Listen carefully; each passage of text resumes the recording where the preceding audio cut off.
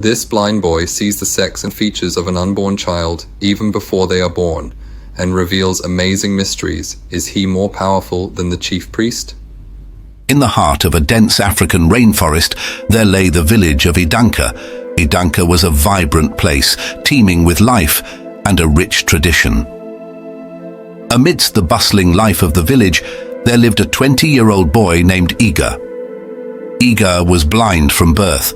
His sightless eyes might have been a hindrance to anyone, but to him and the villagers of Idanka, it was the beginning of something extraordinary. Iga lived with his mother and 2 siblings in a modest hut at the outskirt of the village, leading to the village stream.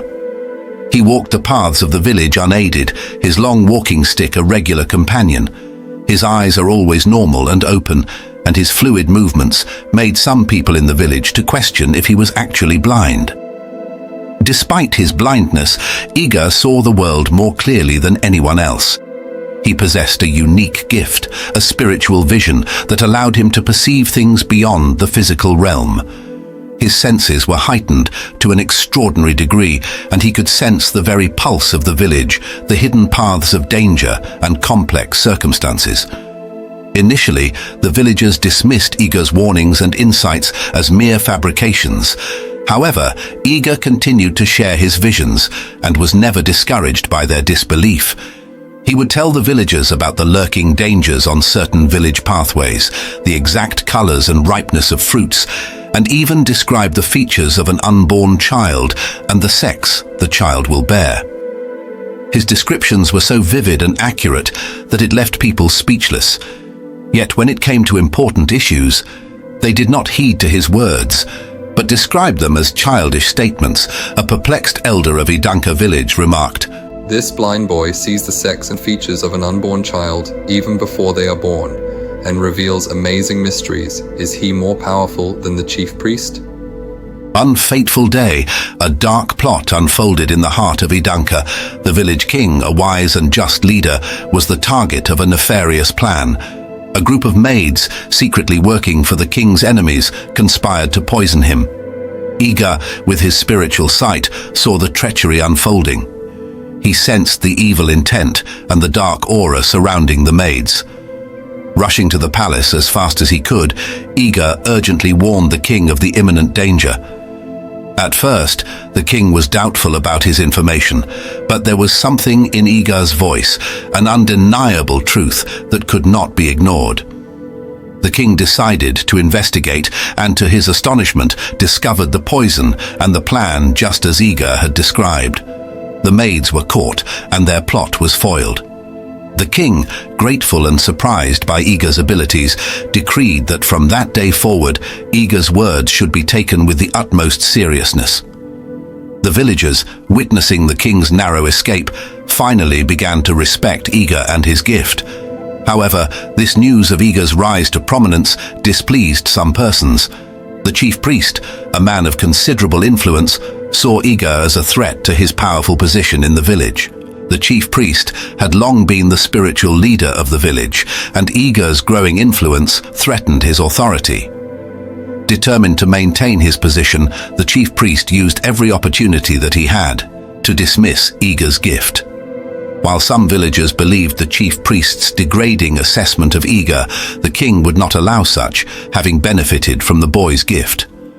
The chief priest's envy and the feeling that his position was threatened drove him to make attempt on the life of Iga. One night, under the cover of darkness, the chief priest crept towards Iga's hut with a club in hand, ready to end the boy's life. As he approached the door, Iga's voice broke the silence of the night. "I know why you are here, and I will expose you." Immediately the chief priest heard these words. He fled to the forest. This woke his siblings and mother from sleep, but they did not know what happened. Iga decided to keep what transpired to himself, as his family members concluded it was a dream. 2 market days after, in the dead of the night, the yam barn of the richest man in Idanka village, Chief Idu, was plundered. Chief Idu was a very good friend to the king and loved by the villagers. The villagers were shocked at the quantum of stealing in the yam barn, as almost all the yams in the barn were stolen. Such theft could only be conducted by dozens of people. The whole village was in chaos, fingers pointing at several quarters, with no proof.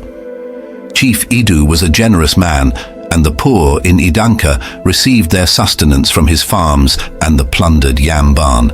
4 miscreants who organized the stealing of the yams arranged with the chief priest and accused several innocent villagers, among whom were the village blacksmith, a poor widow, and a poor farmer. These innocent people were brought before the village king, and the chief priest spoke convincingly that they were the thieves. There were back and forth accusations and denials by the accused villagers. Most villagers know that the accused persons were forthright and would never engage in such evil, and could not imagine them conducting a heist of such magnitude. This accusation by the chief priest led to an uproar and disagreement from the villagers who gathered at the king's compound. After listening to all the parties involved, the king became even more confused. Suddenly, a thought struck the king.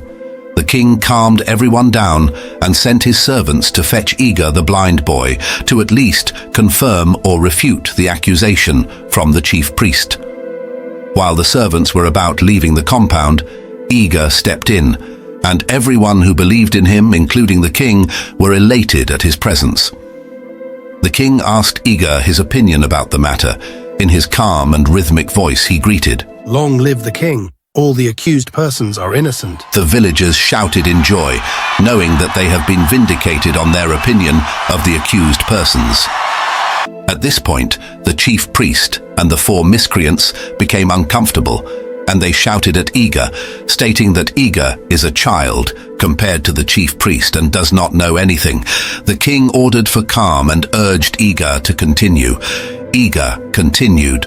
60 men were involved in the night plundering of the yam barn.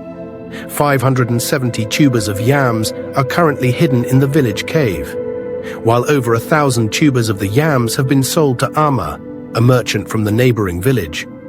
The chief priest who is standing here conspired with these 4 young men to implicate the innocent accused persons, so as to cover their crime.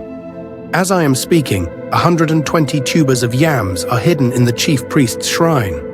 The king should send his guards to proceed to his shrine and verify what I have said. Long live the king. At this point, the whole villagers were shouting at the revelation, and there was uproar everywhere. Knowing that the theft has been revealed, the 4 young miscreants took to their heels, but were intercepted by the king's guards. The chief priest, already stranded with shame, stood motionless. The king and Chief Idu, surprised and ashamed at the chief priest, sent guards and servants for confirmation of the whole revelation. The king's servants returned and confirmed exactly what Iga had said. Chief Idu recovered all the tubers of yams, as was revealed by Iga. The king disgraced and banished the chief priest alongside the 4 young miscreants and some of their cohorts from Idanka village. The innocent accused persons were set free by the king and were presented with gifts for the embarrassment and mental torture they suffered as a result of the false accusations. The king brought Iga and his family to stay with him in his massive compound, and thereafter announced him as the village seer. This story from Motherland Tales teaches a lesson on being upright in positions of service, as betrayal of trust position has adverse consequences. Please subscribe, like, share and comment to our channel so that whenever we post a new video, you will be the first to be notified. Thanks for watching.